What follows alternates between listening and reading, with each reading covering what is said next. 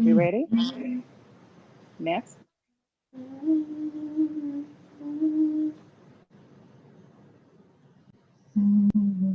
Are we ready, Ness?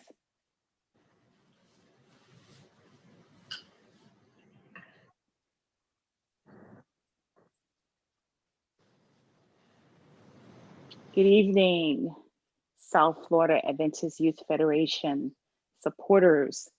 We are live today with another discussion on Let's Talk. And we are so happy that you have joined us, and we are counting down with our voting initiative.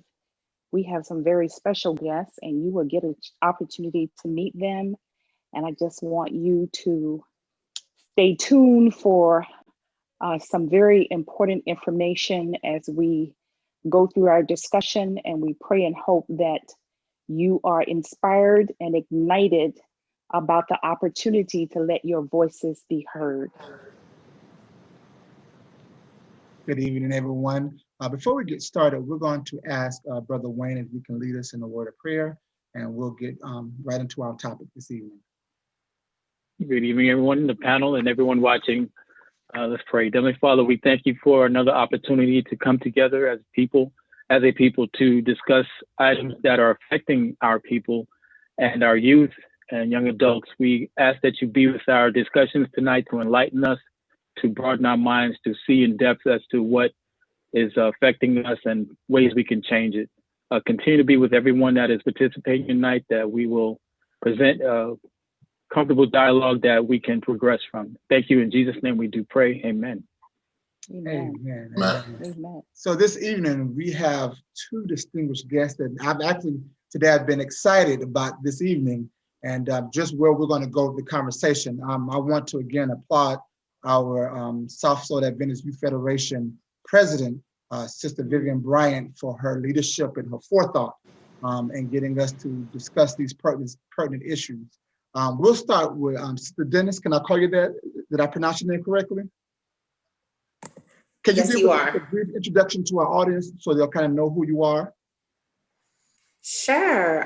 So I am a native to South Florida. Grew up in Broward County, born and raised. My home church that I grew up at is St. Sinai Seventh-day Adventist Haitian Church in Plantation. I grew up there. I'm currently attending Mount Pisgah virtually. My background is public health policy and management, but I have been doing nonprofit work for the last 10 years. Currently, I'm the interim executive director of an organization called Miami Worker Center, and we're an advocacy and action center doing our work at the intersection of race, gender, and socioeconomic status. And then briefly, I'm the president and founder of Avancing. We've been mobilizing Haitian American young professionals, young people, to build economic and political power in South Florida's Haitian communities, as well as preserve Haitian culture and Haitian Americans born stateside. Super excited to be here. I was once a part of the leadership of the South Florida Youth Adventist Federation, and it's so good to be here with you all tonight to talk about this important topic. Amen. Now, our other distinguished guest is someone who I'm very familiar with. I refer to him as my little brother, but he is a giant in Palm Beach County. He is the Assistant State Attorney for Palm Beach County. His name is Attorney Cheo Reed. We're going to have him just give us a brief introduction, and we'll jump right into our discussion. Sure. So thank you for inviting me to come out and be a part of this discussion. It's hugely important that we have these kind of discussions, and that we as a people come to the table and share thoughts, and we enlighten each other and enlighten the community, because that's really the only way we're going to get better and get to where we need to be. So as Rick said, my name is Cheo Reed. I am an assistant state attorney here in Palm Beach County. I'm a longtime resident of Palm Beach County, not born here, born in Brooklyn, New York, but I've been down here for a very long time, and a regular attendee of South Florida Adventist Youth Federations. And kind of a free agent right now. I'm a mix of Ephesus and Royal Palm, or Loxahatchee Groves, and the churches out here on the west side. But professionally, I am a prosecutor. I've been a prosecutor at the state attorney's office here in Palm Beach County for the last 11 years.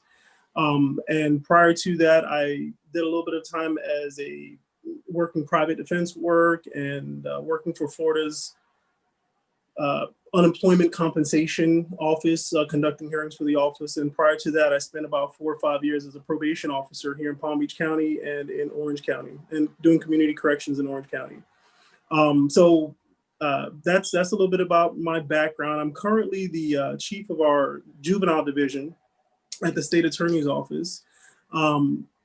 And what that means is that I'm responsible for the prosecution of all juvenile cases here in Palm Beach County, Florida, and also training young attorneys who are coming into the practice of prosecution work, and having a hand in the policies and procedures of prosecution here in the county.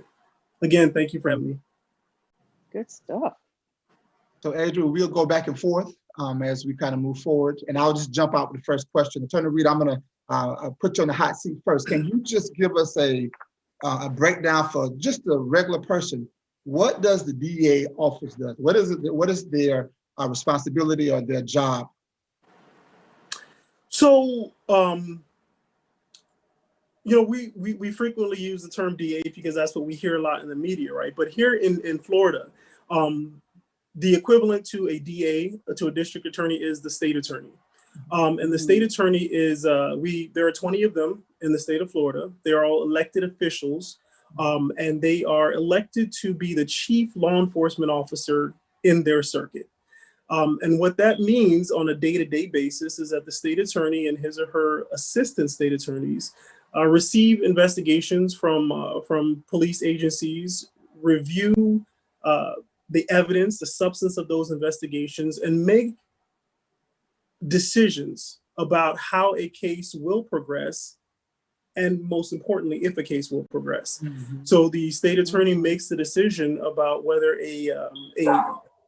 there's sufficient evidence to prove that someone has committed a crime that the police believe the person committed.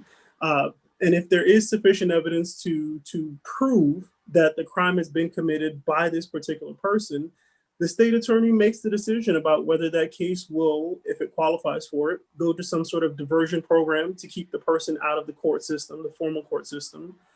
The state attorney will make a decision about whether formal charges will be filed and the person will be brought before the judge to answer for the crime that they're alleged to have committed.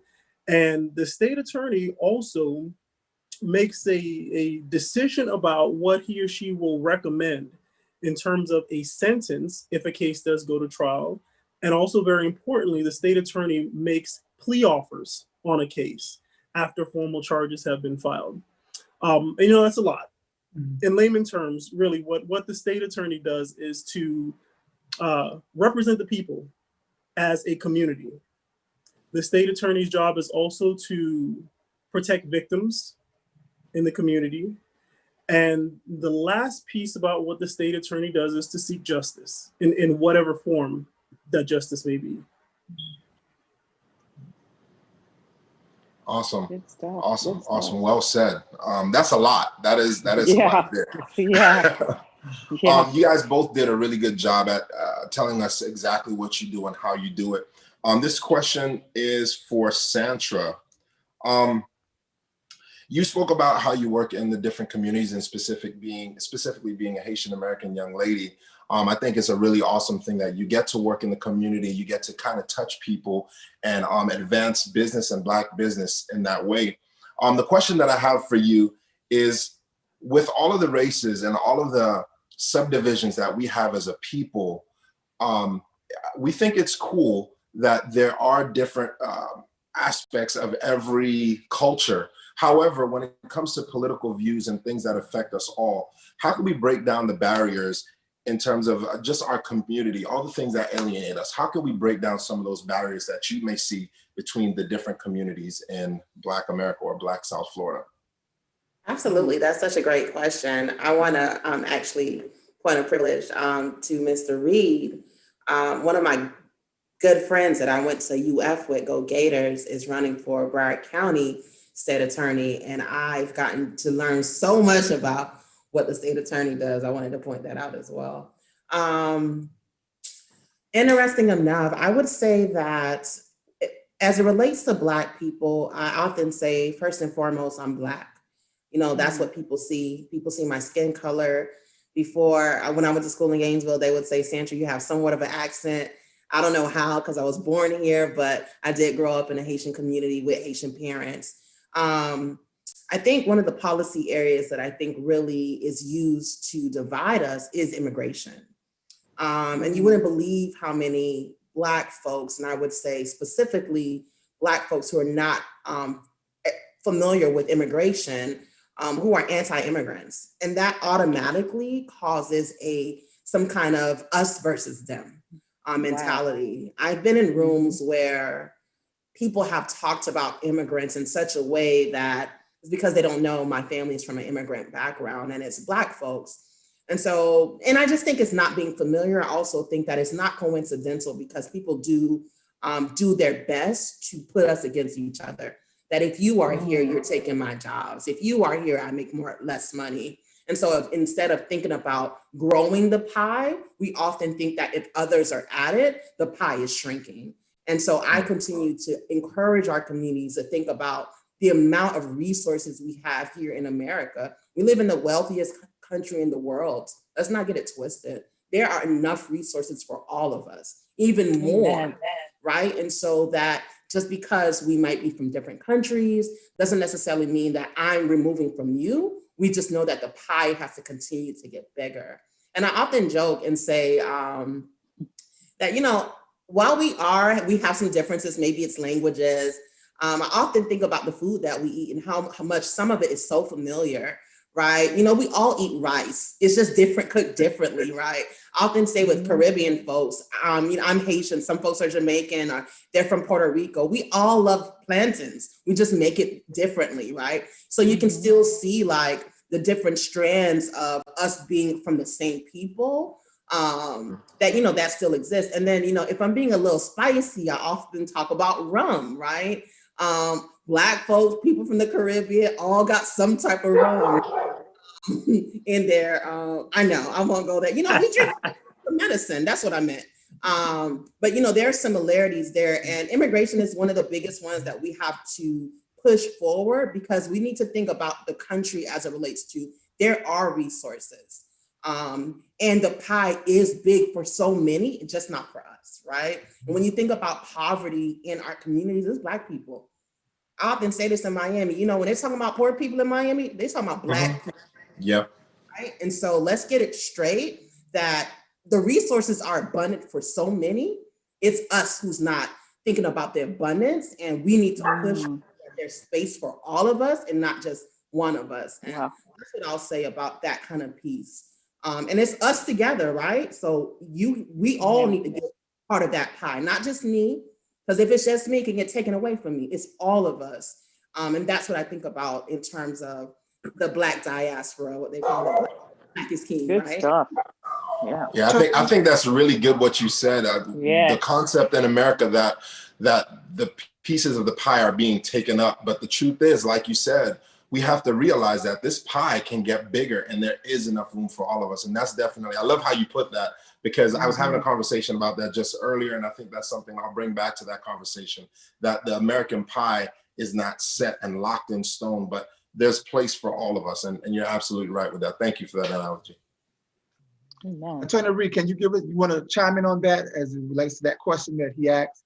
How do we break down those barriers that so easily beset us as a Black diaspora? You know, just like Sandra was saying, I think that when we really stop and look at us as a culture and us as Black people, and if we focus on our similarities and we accentuate our similarities instead of focusing on our differences, then we would really come to an understanding that we are so much more alike than we are different. I grew up in a household with a father who was Cuban, who was born in Cuba, but who was raised by the Jamaican side of his family, and my mother, who was born in Barbados. She's a Bajan. And so, you know, there's a whole lot of different cultural stuff going on in the household that I grew up in. And my wife she was born in Haiti, and, you know, her family's Haitian. And so, you know, one of the things, and just like, you know, Sandra was mentioning about rice, you know, one of the things I came to understand very quickly is that, you know, we all have rice. We all love rice. Haitians have the market on rice, because I've never smelt or tasted rice like that, you know, that Joan is like the best thing out there, right? Yeah, yeah. But we all have different, you know, we all have different ways about expressing ourselves, different things about our culture. But at the end of the day, we are all Black people, you know. And one of the things that I try to impress upon young people when I have conversations with them as it relates to their, you know, their passageway through life, and how to stay out of the criminal justice system, and the things that occur with them in their lives, is that, you know, we have to realize that when people look at you as a Black person, you may be from a Jamaican background, you may be from a Haitian background, you may be from a Black Latino background, but for people outside of your culture, people outside of your race, you are a Black person. And they don't see those nuanced differences inside your culture. You may be from just a Black American background, but at the end of the day, we are all Black people. And at the very baseline, our struggle is the same. At the very baseline, our struggle is the same. The desire and the need for equality.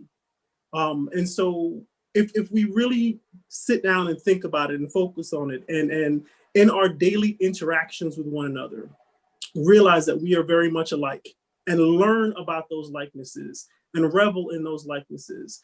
I honestly believe that the differences that we have between us as Black people will fade away, and it will not be a thing that divides us, but something that actually unites us. If we could stay on that vein of children, Attorney Reed, when I worked, before I became a teacher, I worked in the mental health field. And I was reflecting back on that, and this is probably 15, 18 years ago. And on the juvenile unit, what I noticed was that most of the kids that came through the program was white. And when I looked at their charts, attempted murder, robbery, drug possession, but they didn't go into, they didn't go into the system. They didn't go to be, and they were not in jail, put in jail or a juvenile prison. So I guess my question for you is, as we look at the disparity as relates to Black youth that are being put in the system, as a DA's office or a state attorney's office, how would you combat that, or can it be combated? You know, so we're not asking no easy questions tonight. I guess we're done with the easy questions, right? All right, that's cool. That's cool. That's what we're here for. That is what we're here for. When we look at the numbers, right? Okay, so there are two things. The simple answer to that question is, one, we have to collect accurate data. And that data has to have a level of integrity and quality to it, that when it is shared with someone else or shared with the public, there is confidence in that data. That's the first thing that I think that is one of the things that we can do, should be doing more of, to deal with and to address disparities. Data collection. You know, when you get into this system of criminal justice and of juvenile justice, one of the things that I've learned in my years of being in this system is that we collect some data, but we have a lot of holes in the data that we collect, which means that there are questions that are raised by the public that come up in discussions that we do not accurately address because of the data that's collected. That's number one.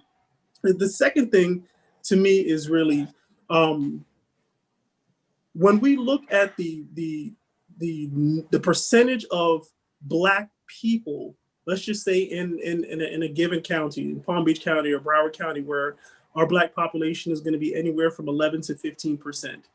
We're generally around 12 to 13%. But when we look at the numbers of Black people that are involved in the criminal justice and juvenile justice system, we see that, you know, the number is not even.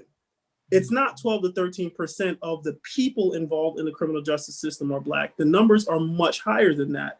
And so we see that there's a disparity in the overrepresentation, I should say, in the amount of Black people that are involved in the system.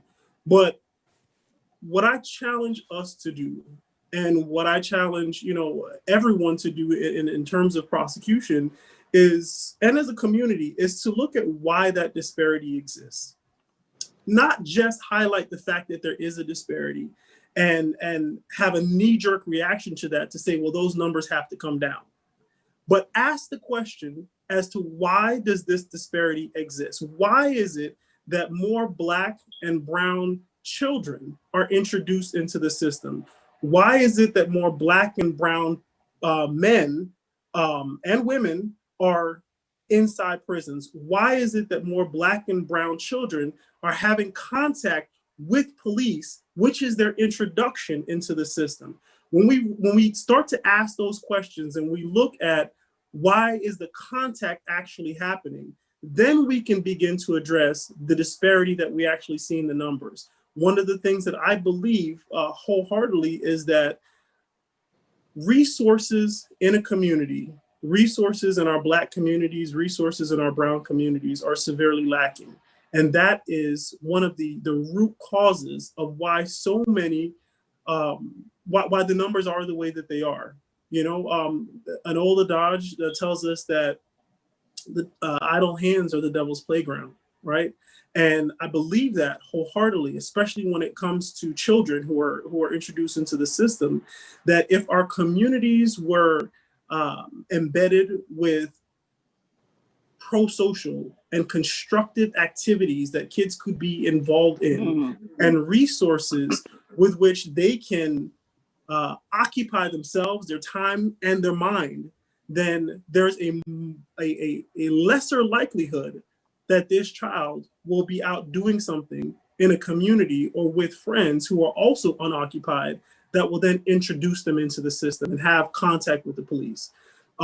So data collection is one, and also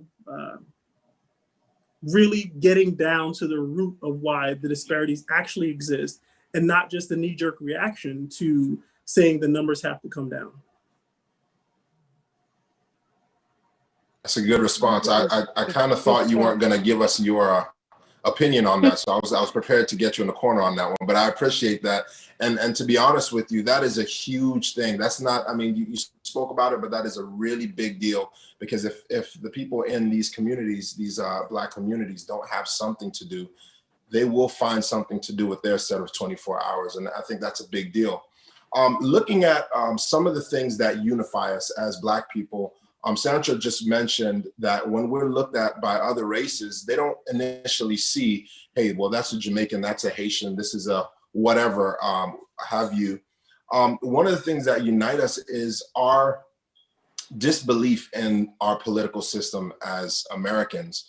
And so what that sometimes manifests itself in, the way that manifests itself, is our disinvolvement in politics. So my question to both of you guys is, what can we do to encourage, especially in this season of election, what can we do to encourage our people, African-American people, and people of African-American descent?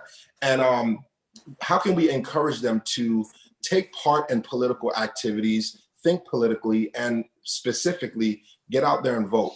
What do you think would be the tide that would influence more of our activity in that area of politics? We can get started. Think of a few things in terms of what's real, right? So I'm just a real honest person about what people are experiencing. So let's just take 2020, for example. The people that I know, some of the hardest working people that I grew up with, a lot of them work in the hospitality industry. They're hotel workers, restaurant workers. They make minimum wage and sometimes under minimum wage. They haven't been working for 6+ months. They don't get benefits. And if you think about domestic workers, your home health aides, your nannies, these folks, many of them get paid underneath the table. There was no help for them, right? And if you are in a mixed immigrant family, meaning if there's someone in a status that was on your taxes, you got no bailout from the government, even if you work and pay taxes. And so if these people are telling us they just over the government. They don't believe in it. You know, I can't act like they're not, you know, I can't act like what they're experiencing isn't real.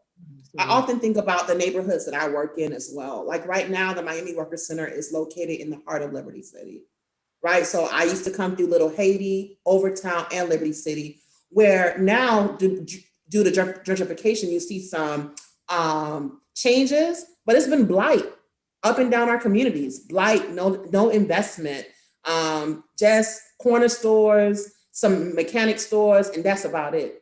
They've been voting and they have seen nothing change for them, right? And so I just wanted to say that and say, look, it's real, we get it. And, you know, as someone who grew up in the church, I like to go churchy, and I'm gonna dare people to believe again, right? It was the Black church, and Pastor Pierre was on a call yesterday. Pastor Pierre alluded to us. It was the Black church that pushed on the consciousness of America to get us the rights that we have right now. Absolutely. It is Black people who have held us down and made sure that any of the rights that we have, there would not be any other rights, women's rights, without Black churches really pushing at it. So I want to make sure that we know we got work to do. And the democracy is an active sport. We want to get in and win, and we want to make sure that it's fair, then we can afford to sit on the sidelines. And I tell folks, why can't we afford to sit on the sidelines? Because we are the ones that are impacted. When they get sick on COVID, you know what happens to us? We die. We're the ones dying, right? When their kids get therapy, our kids go to jail. Yeah. That's why we can't sit on the sidelines, you know? And so I often even say about, you know, the president has world-class healthcare. Many of us don't. If we get sick, I know many of folks who died, right? And so it's that real. We're talking about education, healthcare, immigration, everything that's on the line. I can't afford to sit this one out. And I think about, you know, the generations, right? I grew up in, and I'm gonna wrap this part up. I grew up and my family came during the refugee ages when Haitians were called boat people. And you saw Haitians coming in on boats all the time if you grew up in South Florida. And these folks fought for our rights, right? When I think about what Haiti has been, Haiti got free and said every Black country should be free too. And so I think about that and know that that blood runs in my veins. And I know that in 20 years, when the next generation looks at us and says, what did we do? I can wave my hand and say I was present and accounted for, and I did my part. I hope that everyone can sleep tight, knowing that they are present and they're accounted for. Election's not going to solve everything, but we got to get in the fight and we got to be in it to win it. And that happens in policy. Every decision that is made, everything that we're experiencing right now is due to policies, and the people that we elect, they make those policies. Point blank, period. Don't complain if you're not in the fight. Right. And I just would like to also send that over to DHE or Reed. And I'll just add this caveat in there. How do you see that Black South Florida or Black America has a misunderstanding of local government, electing local government officials versus electing the national government officials in terms of some of the issues that Ms. Dennis just brought up? Is there a misunderstanding between local and national government when we try to push our people out to go ahead and vote and be involved in politics? You know, so I agree wholeheartedly with what Santra's saying, if I can call you Santra. So, you know, I think there's a lot of mystery and mistrust when it comes to Black people and the government, when it comes to Black people and the laws by which we are governed. You know, part of my work and part of the work of really every assistant state attorney, every prosecutor, is to engage the community, to help the community understand what our role is inside the community. And so, you know, through this work as a prosecutor, I've gone into, my office has a partnership with the school district through which we've gone into schools throughout our county to talk to our young people, our students, about the consequences of crime and how to keep themselves out of the justice system. We engage in other activities where we go into the communities and we partner with civic organizations to sit down and have conversations about how it is that we do what we do, why we do what we do, and the process. And one of the things that I always come away from those interactions with is the knowledge that it's not happening enough, that there are still a lot of people who do not understand the process and who don't trust the process. And the only way that we're going to, one of the only ways that we're going to get through the mistrust of our system is by understanding the system, by seeing how the system works, so that we can understand that we can have a part in this system and we can make a difference in the things that happen in our lives. And so that things don't just happen to us, but things happen and we are part of it.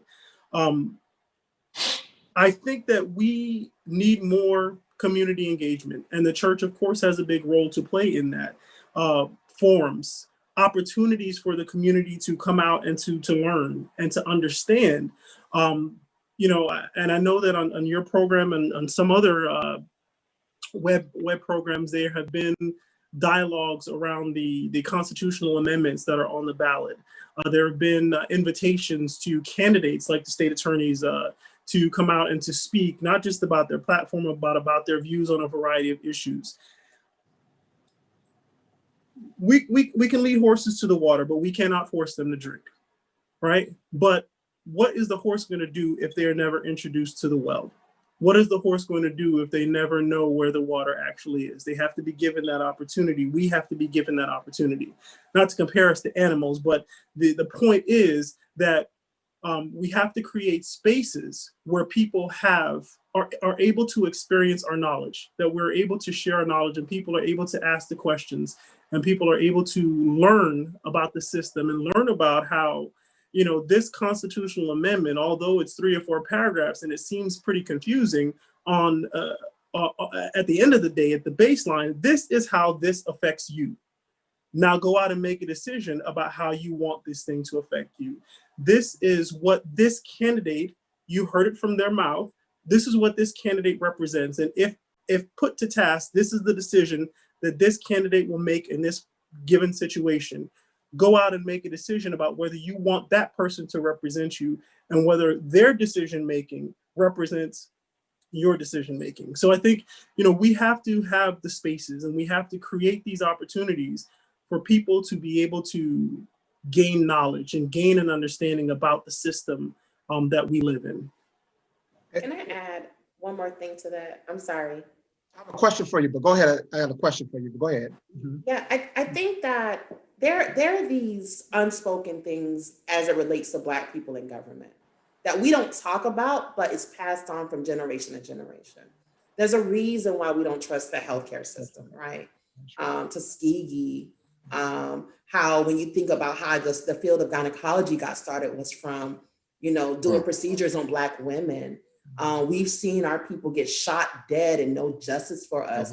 This is not, we don't say it in these words, but we know this whole thing about, not really trusting and what's happening with EPA and stuff. We know that in Flint, Michigan, there's been issues with water. We know that our communities are over polluted and no one cares about us, right? We're on the interstate, we're getting the pollution. They're not saying it in these words, but there's some rationale around why we don't trust government. And what I want to tell the folks is, look, we hear you. You are absolutely right. We can't fight that. And the power of the people is bigger than the people in power. That we have to make this democracy work. That we have to stand up to them. That without us, there isn't them. And so we hear you. All of that is right. There is issues there, and we're going to push them until they fix it. And we're going to be in this fight. I often say, look, you can't play with bullies. You got to stand up to bullies.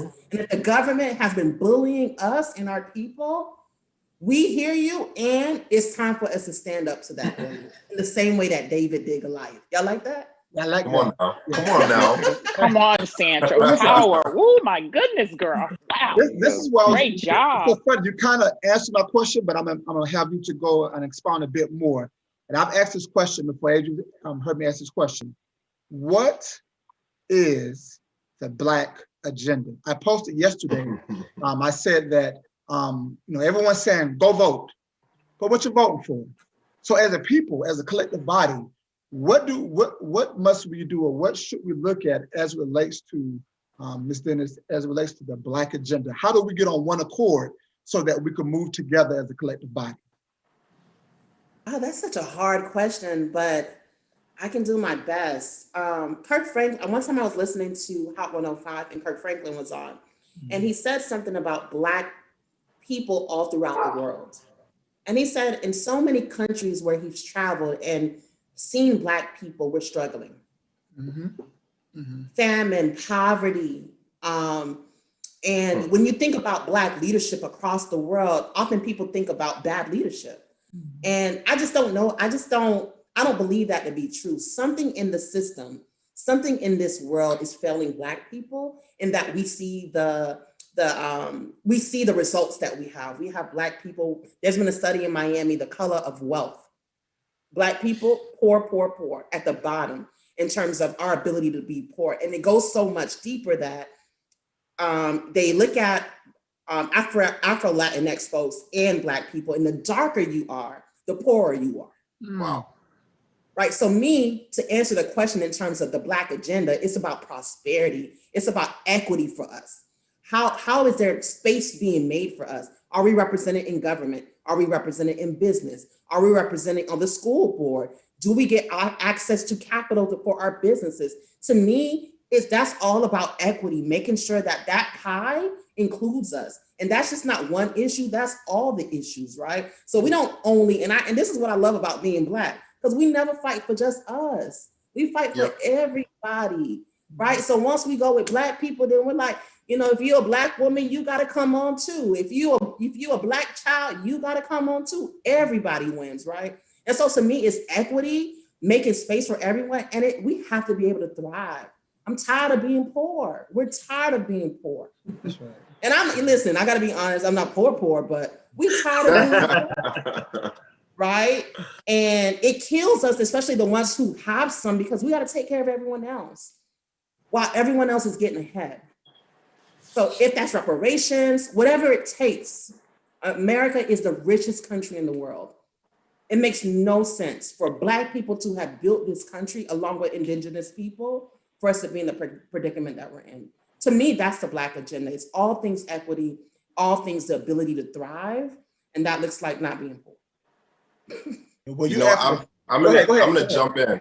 I'm gonna jump in because that was an excellent response. First of all, Ricardo gives that question out, and that is probably the hardest question that I've heard anyone ask on these programs. And every response has been slightly different, and they come all together. But I got to be honest, Sandra, I really like yours. I really like yours. The implication of Ricardo's question, and trust me, you got to watch out for this guy because he's got some questions for you. But the implication of the question will automatically throw the listener into thinking about specifically voting in this election. And you completely answered that from the heart, and you answered it in a completely different way. And I think that is such a beautiful thing and something that we need to highlight on this program, just to let our people know that it doesn't start and end with an election. Because a lot of times what happens is we see an election come through, and then we do our voting process. We do, for the people who vote, we kind of jump in, and then we just kind of jump right back out. And we expect for the system to now, okay, well, we chose you, now take care of us, and we sit back. There's something else that you alluded to, and I just want to highlight this because I think that was so awesome.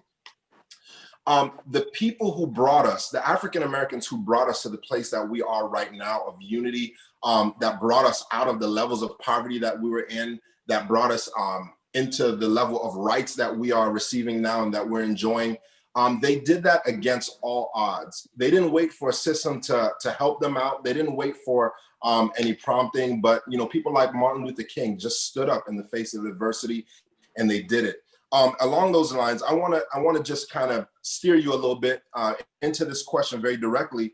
What do you say in light of how far we've come as a people, what do you say to the young voter, to the millennial voter, who kind of doesn't find that their interests are very political, and they're worried more about TikTok and what they're going to wear to school and what the shoes are going to look like?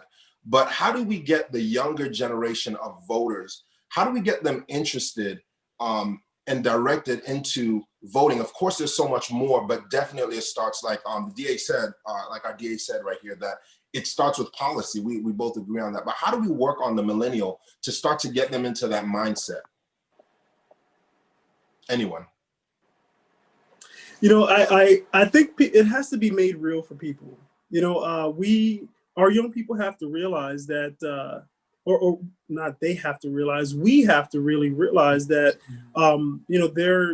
their voice and their input and their involvement in our system, in our in the world in which we live is hugely important. One of the things that we do when we talk to our young people is to give them real life examples as to how little things, the choices that they make today affect their future for tomorrow. And I think that, we have to have conversations with our young people to help them to understand through illustration how those choices that are made today are going to affect tomorrow, and how the people that they can vote for, the issues that they can vote on, will make a difference in their lives, right? So, one of the things that we do is we have conversations with our young people, and we give them this example of this little boy named Michael, who's 13 years old, and he goes into his neighbor's yard, and or he's walking down the street and he sees in his neighbor's yard, the neighbor has a mango tree, right? Because we're dealing with a Caribbean community, everybody loves mangoes, right? So he sees that the neighbor has a mango tree in his yard, and he jumps the fence, and he goes and he grabs the mango, and he goes back to his house. He's true island, right? He bites into that thing. He's not getting a knife and slicing it up. He tears the skin off, and he goes in on this mango. No other way. There's no other way. Don't even act, right? But the neighbor calls the police, and all of a sudden Michael is faced with officers coming to his home. And we ask our young people a question: well, did Michael do anything wrong? And in the conversations that we have with them, a lot of people will say, yeah, Michael shouldn't have jumped that fence. He should have just asked the neighbor for the mango. The man's got like 50 mangoes on his tree. He'd give him one. Well, what do you think is going to happen to Michael? Well, he'll probably have to apologize to his neighbor, or he might have to go do some community service. Well, what a lot of folks don't realize is that Michael has just committed a second-degree felony, and that as an adult, Michael can be placed in prison for up to 15 years, right? Because what he did was he burglarized this person's property, burglarized their dwelling, because the neighbor had a fence around his home. And after Michael, is then taken into custody, he's arrested on the second-degree felony, and he goes to the juvenile detention center. And Michael's case progresses through the court system. Michael's turns 16 years old while his case is progressing, and he goes on probation. Michael successfully completes his probation. He's 17 years old now, and he decides that he wants to go to college. And when he's filling out his college applications, they ask him, have you ever been arrested? Have you ever been charged with committing a crime or delinquent act? And Michael has to select yes on that application, right? And so out of the 3 colleges that Michael wants to go to, he's only able to go to 1. The other 2 he's been denied. And so Michael, not able to afford to go to the college that he wants to go to, has to apply for some sort of scholarship or some sort of financial aid. And he's asked that question again. Have you ever been arrested, charged with a crime, or committed a delinquent act? Yes. And so Michael is denied funding to go to school. And so he says, I have to get a job. So he decides he wants to go apply over at McDonald's. And Michael goes and he applies to McDonald's, where there's only 1 position available and somebody else has already applied. And that other person who applied does not have any sort of criminal history nor arrests in their background. And we asked them this question: who do you think is going to get that job? It's not going to be Michael, right? And so then Michael decides, you know what? I'm not going to be able to get the job I want to get. I'm going to go stay at my family member's house. He stays at a family member's house, and this person is receiving some sort of government assistance. We call it Section 8. But 6 months into living at this person's house, they get a notice that they can't have Michael living at their home because while receiving that Section 8, they can't have someone there who's involved in committing criminal acts or delinquent conduct. And so we talk then about the fact that Michael then decides he wants to go into the military, but he's asked that question again. Have you ever been charged with a crime, committed a delinquent act, or been arrested? And so what we do in talking about these examples is bringing to light the fact that, one, the decisions that we make along the course of our lives have a long time trajectory for us. And the second part of that, when it comes to voting and being involved in the system, is if you don't like the policies that are in place, that the only way that you're going to change it, there's only one of two ways that there's only two ways that can be changed. One, you can get into the system and be the person who makes the decision to change it, or you can vote to put somebody into positions that will make changes that will benefit your life and the lives of people like Michael. Right? So if you don't like the fact that there's only one time in their life that a person can get their record sealed or expunged, you have to vote if you want that changed. You have to put somebody in office who's going to change that if you want to see that type of a change happen. And it's through those conversations that we get our young people engaged to see that your voice matters. And even though these things seem far away from you, they will and they can have a long-lasting effect on your future. So get involved. That's excellent. I was actually, as you was telling that story, and I think I mentioned this before, it's, I believe the rapper's name is Yellow Pain, and he has a song that said song about my vote doesn't count. And in that song, he chronicles exactly that same story and why making the connection between voting and legislation. And I think that's what the connection is. My youngest son was a freshman at FAU, and his political views leaned a certain way. And I was trying to explain to him how who he voted for affected his financial aid. And so when I kind of broke that down to him, his eyes got big. I said, oh yeah. I said, those people who are in office, the folks who are politicians, and they're not there just because they're handsome, there is a particular agenda that they're trying to get across. And if that agenda isn't one that has good intentions, more times than not, Ms. Dennis, I know you will agree with this, it's going to affect us. And that's why if no one else votes, we should be the first in line to vote. I just wanted to throw that in there. I have a question for District Attorney Reed, and I was saving this because I didn't want to put you in the hot seat, but now I'm going to put you in the hot seat. It won't hurt. But it's really just based on your title. And one thing about this program is that we are exposed, and we expose to others Black faces that are in high and prestigious positions, just as yourself. We've had mayors and police chiefs and all of that. And we kind of asked them the question about, as far as Black Lives Matter and situations like that. And for those that didn't know you were a Black person, that is the state attorney. In recent months and even years, when it comes to the state attorney position or district attorney position, and I'm pertaining it to the Breonna Taylor case, and even with Trayvon Martin, the cases that come across your desk that relates to Black people, the young people want to know, what are we missing as far as how is it viewed? Or, I know there's laws and stuff like that pertains to the cases, but it seems like we're not getting justice even on obvious levels. And we're looking on the outside, and you talked about facts earlier that you may be privy to, but sometimes some things are just obvious to the masses, and sometimes, I'm thinking, and the younger people are thinking, we're just probably missing something. So as a Black man, person that's in your position, what are we missing?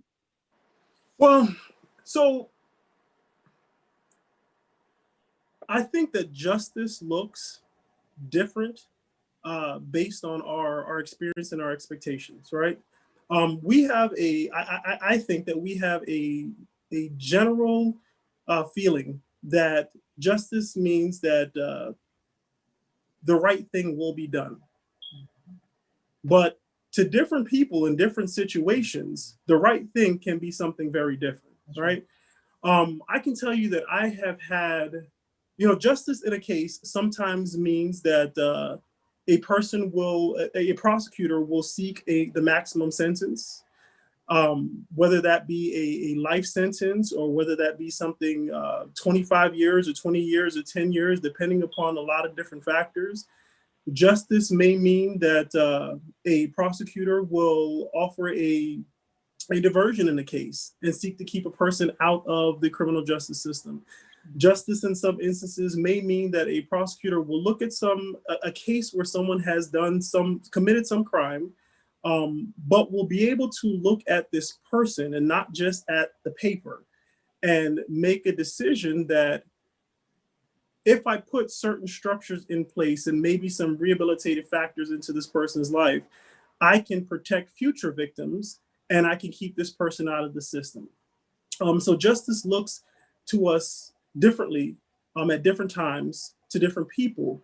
I think one of the things that we're missing though in our criminal justice system and our juvenile justice system goes back to one of the things that Sandra was talking about, and that is equity and representation. That's right. I honestly believe that we need to, as a people, we need to do more to get involved. There need to be more of me at the table, involved in the process. And I don't just mean, hired into the office or into the offices, because there are 20 different state attorney's offices, or 20 different circuits, but have a meaningful seat at the table, to be involved in the room when the decisions are being made as to how policies are going to affect how prosecutors do their job and how our job affects the actual communities that we serve. I can give you examples of how I've had cases come to my desk where I've had an officer, and it's not frequent, but if it happens once, then it's happened more than enough, right? I've had instances an instance, for example, where an officer sent a case in for a person that they arrested in a community. And the reason why this officer had encountered this person and had arrested this person, their eyes were drawn to the person, was because in the officer's words to me, that person, this juvenile, it was a juvenile case at the time, was Black, and they were in this predominantly white community during the daytime, and there was no reason for that person to be there. And so that's what drew the officer's attention to that person. That's why they followed the person. And ultimately, that's why the officer believed that they could stop this person and conduct their investigation. At the end of the day, yes, this person was involved in a string of burglaries and had broken into the home and had a crap ton of people's stuff in their trunk. But the officer was not justified in stopping this person. And that was the first part of the analysis. Race should not have played a role in the decision to stop this person. And it sometimes takes a Black person looking at this, a Black prosecutor looking at the situation, to be able to see things that are not necessarily written on the paper, to be able to ask questions that other people might not feel comfortable asking, and to make a decision that, well, at the end of the day, yes, this person ultimately committed a crime, but officer, you made some missteps here, and what you did was not according to the law, and I'm not going to turn this page over on top of your mistake and let the case go forward. This case is stopping here. It's stopping now. And this is an opportunity for me to educate you, officer, on why you can't do this and why this cannot happen, so that the integrity of the office is maintained, and that officer now knows that the next time they're involved in an investigation with similar facts, that race is not to play a factor in this case, the way it did in the case that was presented to the office. And so we have to have equity in our representation. People have to be able to see that we, as Black people, are involved in the justice system and not just as the defendants.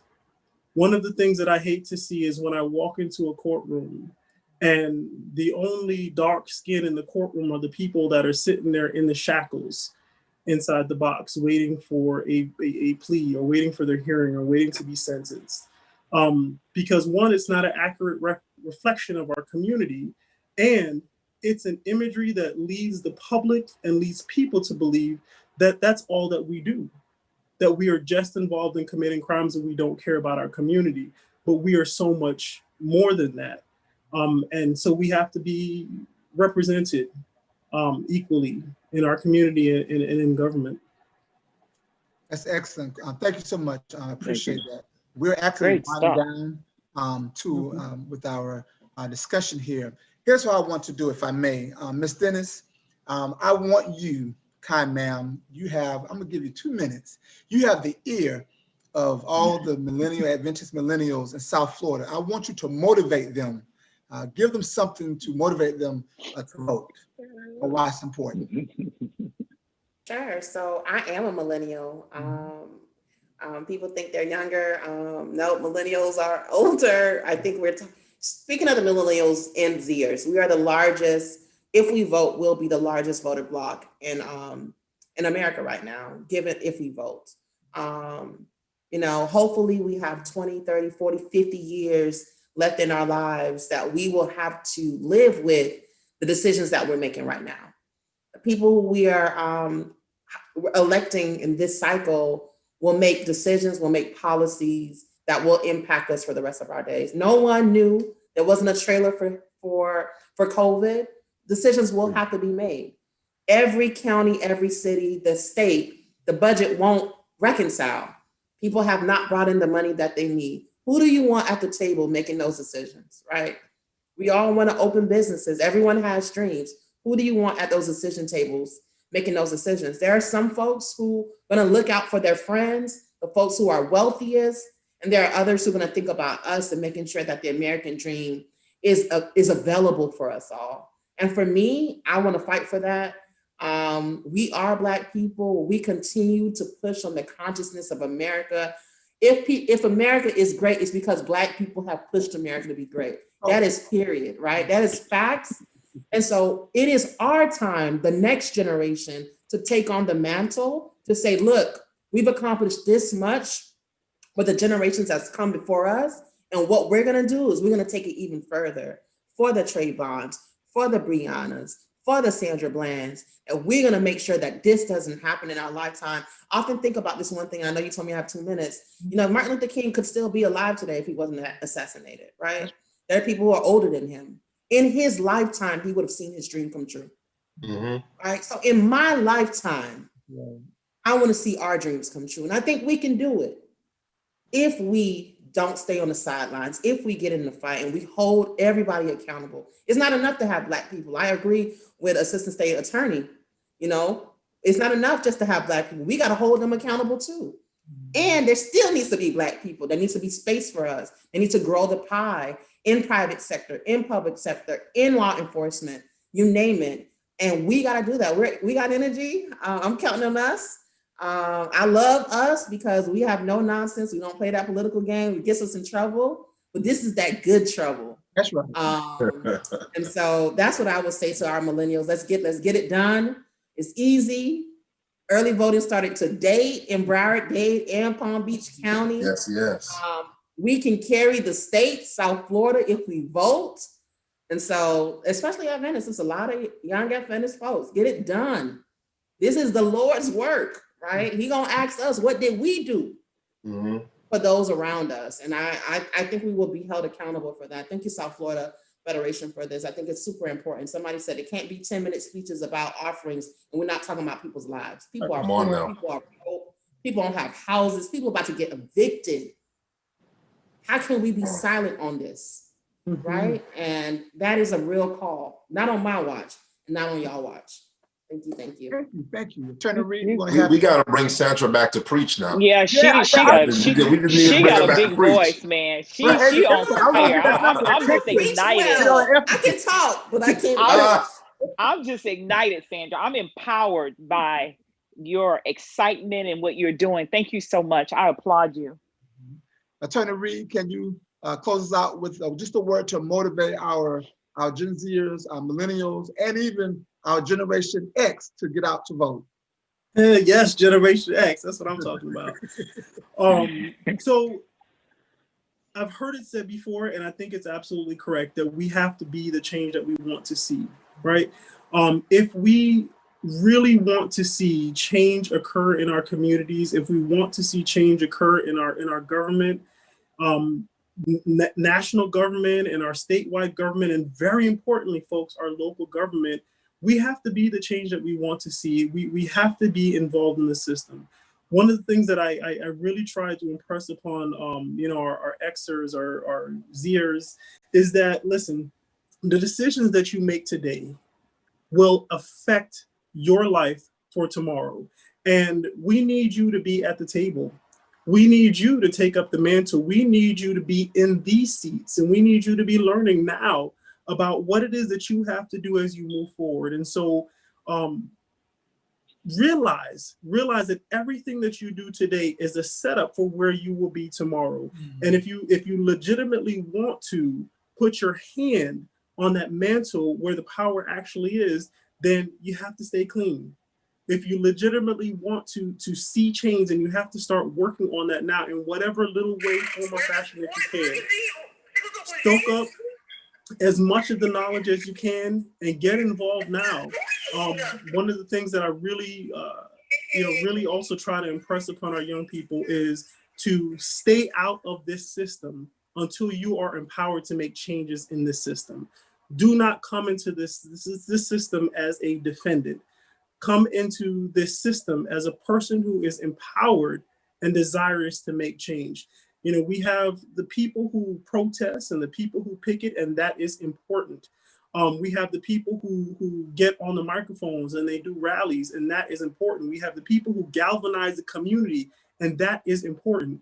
But one of the most impactful ways to change our system is to be inside the system and to change that system from inside, to be at those seats where decisions are actually being made, and to make the change from the inside. I honestly believe that God has put us on this earth to be the head and not the tail, to be above and not beneath, to be the lenders and not to be the borrowers. And the only way that we can get to where we need to be is by staying focused. And I encourage our young people to do that. Stay focused and see this as a goal to actually make changes in our system. Before I pass it on next to Brian, Adrian, you want to give any other comments or statements? No, I'm good with everything that's been said. I just want to say personally, thank you to everyone. Thank you to the panel. You guys are awesome. The questions are always awesome. I want to say thank you to both of our guests today. You guys did an awesome job and helped us to see some things in different ways, especially at a time right now, whereas elections is not everything, but it's definitely a big piece of the puzzle. For you just showing us that we need to be a part of the system on the right side in order to really affect change. And I think that's what the people who are listening really need to hear. And just Sandra, the way that you just broke it down in such a personable community style way, I think that's really going to be an impression on the hearts and the minds of the people who are listening. So I just want to personally say thank you. I'll be listening to this broadcast again to get some ideas for my personal community, in my classroom, in my little scope. So thank you again. And yeah, that's all from me. What, Brother Wayne, you want to add anything? Yeah, I just want to add that I really enjoyed and I'm impressed with your insight, your point of view, and your determination and the work that you both are doing continually to broaden our minds and to, keep us focused. This program in itself has been a tremendous impact on my life, because just to see, like I said, Black faces that are doing things on every level that I probably didn't imagine before, but now that I'm seeing it, it's very important that me and other people see that and hear the insight from you guys as you're telling us, sometimes we can relate a little bit more when it's coming from us, if you know what I mean. So, but I just want to say thank you for everything that you're doing, to continue to do. We'll support you.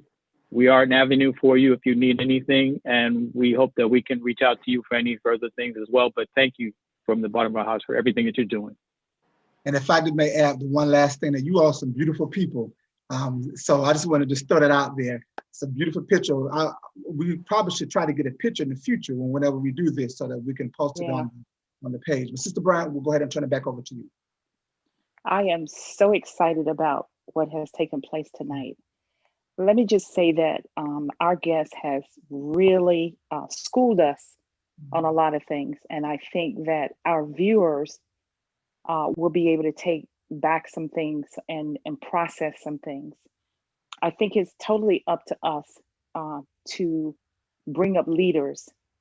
South Florida Federation, Santra, is not going to give up. We are going to see this initiative to the end, the voting initiative, and then we're going to come back in the beginning of the year with the next initiative, whatever God sees fit to happen. But we're not going to give up. I'm going to push this team, this panel, until we can see some change. Maybe not in my lifetime, but in their lifetime. We want to see some change. Thank you so much. And stay focused. Continue to pray. There's power in prayer. I believe that.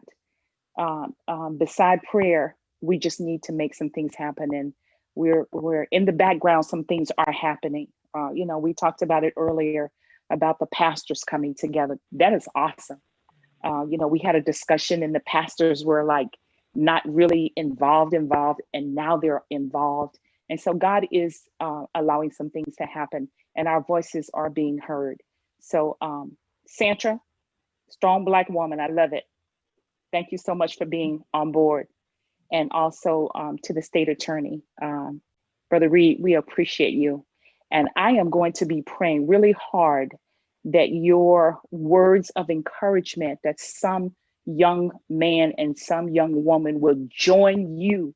So when those cases come across their desk, your desk, we will be able to help and save some of our young people. Thank you so much. And God bless you. So if you did not see the discussion on yesterday, Sunday at 5 o'clock, when Pastor Paul and Pastor Doggett went through, along with the panel, went through the amendments, this is a good time to do that, to just kind of revisit that. So you'll know exactly what you're voting for and why you're voting. Do that. Our next discussion is going to take place on Monday, November the 2nd, the day before election. So if you are still thinking about voting, let me just say this to you. Hopefully tonight, when you go to bed and you say your prayers, you will be stirred and moved to make that decision. And we appreciate that. So we're going to pray, and we look forward to you coming back with us on our next discussion. Father God in heaven, we thank you so much for just what you have done tonight, the words of encouragement, and just allowing us to see things the way they really are and not what we think they should be. And Father God, we're praying that you would help us, as Santra has said so eloquently, that we should not stop here, that we have to keep pushing, keep moving, and making things happen. This is our time, and we want to see footprints in our communities. We want to see change. And so, Father God, we call upon you because we know that you are the great go-getter. You help us and you move us into the right space. And for that, we say thank you. We praise you and we honor you in the worthy name of Jesus and for his sake. Amen. Great job, team. I look forward to talking to you soon. Good night, everybody. Take care. Good night, everyone. Good night. Thank you, guys. Thank you. Thank you.